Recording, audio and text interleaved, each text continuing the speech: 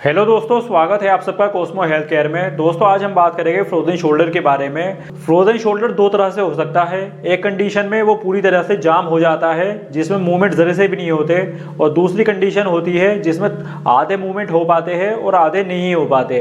यानी कि बीच की कंडीशन होती है, ना तो पूरी तरह से जाम होता है ना ही पूरी तरह से खुला होता है। तो इस कंडीशन में हम क्या करेंगे, इसके बारे में आज हम बात करेंगे।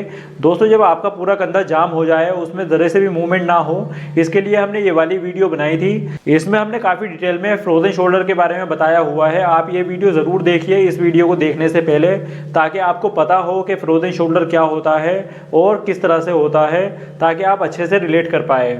अगर आपका कंधा पूरी तरह से जाम है तो आपको ये वाली एक्सरसाइज पहले करनी चाहिए। जब आपकी रेंज ऑफ मोशन थोड़ी सी डेवलप हो जाए, उसमें थोड़ी सी फ्रीडम आ जाए, तब उसके बाद जो आज हम एक्सरसाइज बताएंगे वो आपको करनी है।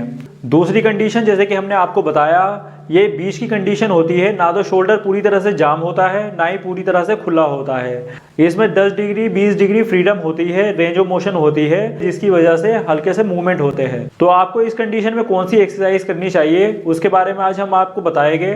लेकिन सबसे पहले आपको वही एक्सरसाइज करनी है अगर आपका कंधा पूरी तरह से जाम है। जब आपके कंधे में 10-15 डिग्री फ्रीडम आ जाए, यानी कि रेंज ऑफ मोशन डेवलप हो जाए, उसके बाद आप ये वाली एक्सरसाइज करिए। इस दूसरी कंडीशन को आप इस तरह से समझ सकते हैं कि जब आप हाथ उठाते हैं तो आपका हाथ पूरा नहीं उठता, या हाथ पीछे लेके जाना चाहते हैं कमर के पीछे, तो आपका हाथ पीछे नहीं जा पाता। तो इस कंडीशन में हमें थोड़ी सी रेंज ऑफ मोशन मिलती है, लेकिन वो इतनी सफिशिएंट नहीं होती कि हम अपने डेली टास्क उससे कर सके। इसकी वजह से हमें रेंज ऑफ मोशन इंक्रीज करनी होती है। रेंज ऑफ मोशन इंक्रीज कैसे करनी है वो आज की वीडियो में हम बात करेंगे। आपको करके दिखाएंगे किस तरह से, कौन सी एक्सरसाइज आपको करनी है, कितनी करनी है। तो बने रहिए हमारे साथ, आइए देखते हैं वो एक्सरसाइजेस। तो दोस्तों इस तरह से बेड पर सीधे लेट जाना है और अपने हाथ की कोहनियों को इस तरह से मोड़ लेंगे और एक हाथ की उंगलियों को दूसरे हाथ की उंगलियों में इस तरह फंसाकर अपनी कोहनी को इस तरह से सीधा कर देंगे ऊपर की तरफ।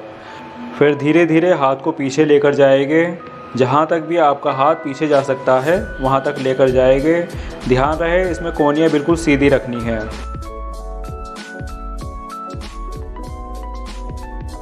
जब आपके हाथ एंड रेंज तक पहुंच जाए तो आपको हाथ को यहीं पर कम से कम 10 सेकंड के लिए होल्ड करके रखना है और उसके बाद धीरे धीरे इसको स्टार्टिंग पोजीशन पे ले जाना है।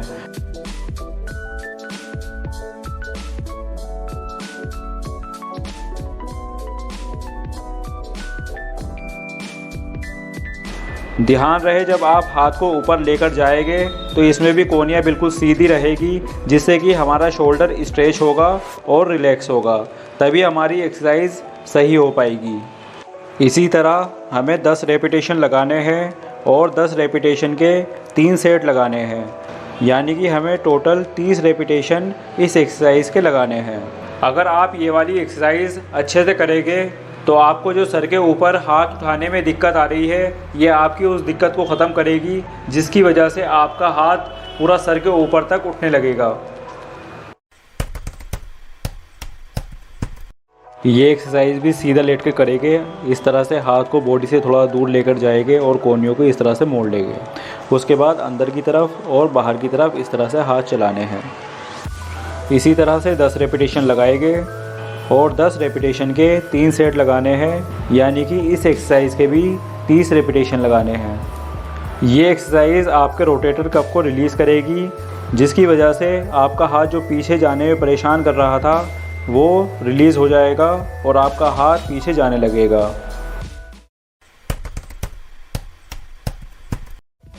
यहाँ पर आप बेड पर उल्टे लेट जाएंगे बिल्कुल इस तरह से, और अपने हाथ को धीरे धीरे बॉडी से दूर लेकर जाएंगे। जितना आगे लेके जा सकते हैं उतना लेकर जाइए।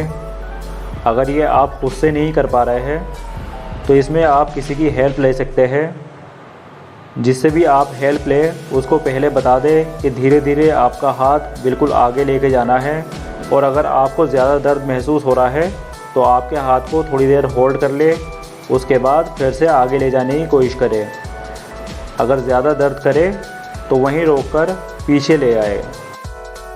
इस एक्सरसाइज के भी 10 रेपिटेशन करने हैं और 10 रेपिटेशन के 3 सेट करेंगे।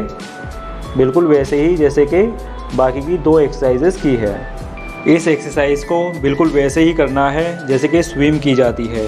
हाथ आगे लेके जाएंगे और उसके बाद पीछे ले आएंगे। ये एक्सरसाइज आपके एब्डक्शन को इंक्रीज़ करेगा, जिसकी वजह से आपके हाथ में ज़्यादा रेंज ऑफ मोशन अवेलेबल होगी।